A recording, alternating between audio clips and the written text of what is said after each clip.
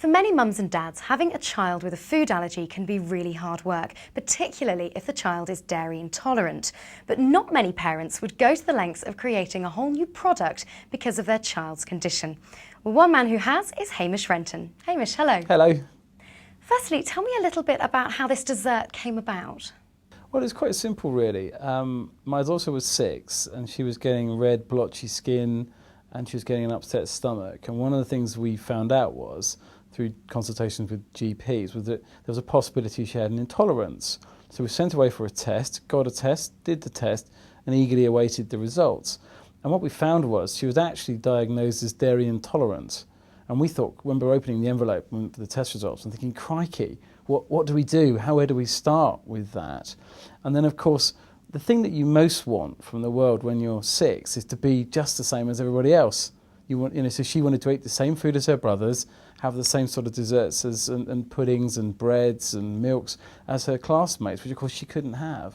So we started working in the kitchen to see if we could actually produce a soya-based dessert. And there wasn't anything in the world, so there were no chilled dairy-free desserts. So we started using soya milk rather than cream or milk to produce a range of puddings that we call NoMoo for this specific need. Well, of course, it must have also made a huge difference to your life.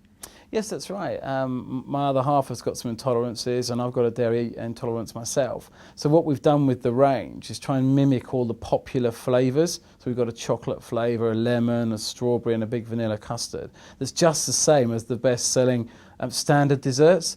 Because the big issue is kind of people feeling slightly ostracised, people feeling like a little bit odd by eating some of this stuff. So we've made NoMoo quite funky, quite fresh, kind of kid-focused. But the really interesting thing is, in doing that, what we found is, yes, little kids have had it, but also big kids have started to have it too. And kind of mum and dad will snaffle one from the fridge as well as the nippers. So it's kind of quite interesting comparing where we set out from. Hamish, thank you very much indeed. Now, the issue of children with food allergies is one that worries many parents. So here's Dr. Rob Hicks with the answers to some commonly asked questions. Food allergies are certainly more common now than in previous years, and it's not entirely clear why that should be the case. Certainly, awareness of food allergies has increased, so of course people are going to come forward, be diagnosed, and that's going to increase the numbers, but that's not the whole story. It may well be that people are now being exposed to foods in greater quantities, and this is actually providing sufficient exposure for the immune system to react and cause the symptoms of allergy. It may be related, like with other allergies, to the hygiene hypothesis, and this is the theory that we're so protective of our children, we don't try not to expose them to anything that we fear may be harmful, that the immune system just isn't learning correctly which things are genuinely harmful to them or in fact are actually safe. Because with an allergy, what happens is the immune system responds to something that it perceives to be a threat, when in fact it's actually harmless. So a protein in food, for example, pollen, cat hairs, dog hairs, the dung of the house dust mite, these are all allergens which for most people are perfectly harmless. But for those who are sensitized to these, the immune system reacts, and of course come the miserable and often life-threatening symptoms of food allergy. Well, with food allergy, it's usually quite clear that a child has become allergic to the food, because with food allergies, the symptoms come on very rapidly, very, very quickly. And that might be problems with a rash, for example, or it might be that their lips swell, or their face swells. And in the worst case scenario, their lips, their mouth, their face and their throat swells such that the child has difficulty in breathing. And this is the most feared anaphylactic shock.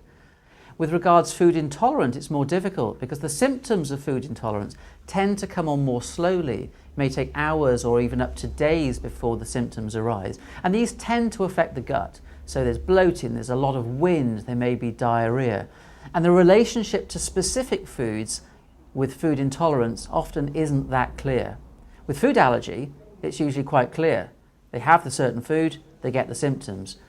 With food intolerance, it can be a much more complex issue trying to make an accurate diagnosis. But the important thing is that parents, if they're worried, that they seek professional medical advice, that they try and keep a symptom food diary to record what foods their child has had and what symptoms they may have developed and on what time frame, because that helps narrow down which are the suspect foods and which foods may need to be eliminated or removed from the diet.